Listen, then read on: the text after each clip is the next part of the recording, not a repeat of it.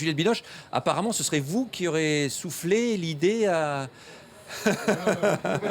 Olivier, comment ça s'est passé réellement? Non, mais avec le micro, s'il vous plaît. Voilà, c'est mieux. On entend mieux le vent, là, le vent des montagnes suisses. Comment ça s'est passé exactement? Tout simplement, j'étais en vacances, comme ça m'arrive parfois, et j'ai eu l'idée d'aller vers le féminin avec 3 parties, et je me suis dit, tiens, avec qui est-ce que j'ai envie de faire ce film-là ou cette idée-là, parce que c'était vraiment une idée lancée comme ça, mais il n'y a absolument rien de développé. J'ai appelé Olivier parce qu'on avait tourné l'heure d'été et j'avais été un peu frustrée parce que je trouvais qu'il avait peur des femmes, il avait peur de moi, il se cachait derrière ses techniciens et ça m'a vraiment... Je me dis non mais moi je veux le connaître ce type-là.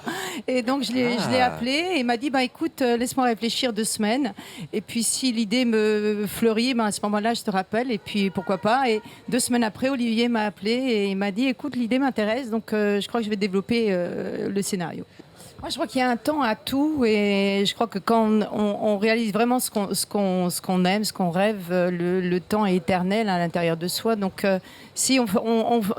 pour moi, l'important, c'est d'être créateur. Voilà, créatrice, créateur. Et quand on est créateur, on est hors du temps. Et à partir du moment où on s'arrête, c'est là où ça fait peur, quoi. Mais sinon, si on est dans une action de don de soi... on est à l'intérieur de soi, donc finalement... Puis moi, j'ai pas trop le temps de regarder l'heure. Je sais pas pourquoi, c'est comme ça. C'est une bonne philosophie. C'est une actrice tellement attrayante et je suis tombée amoureux d'elle d'emblée.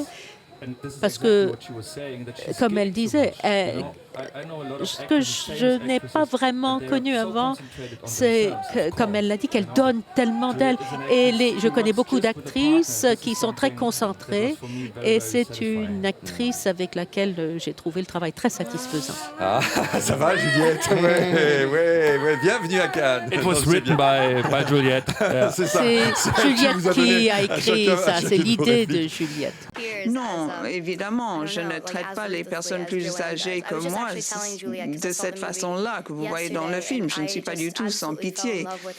Je suis tombée amoureuse des 2 femmes que vous voyez à l'écran, ces 2 personnages.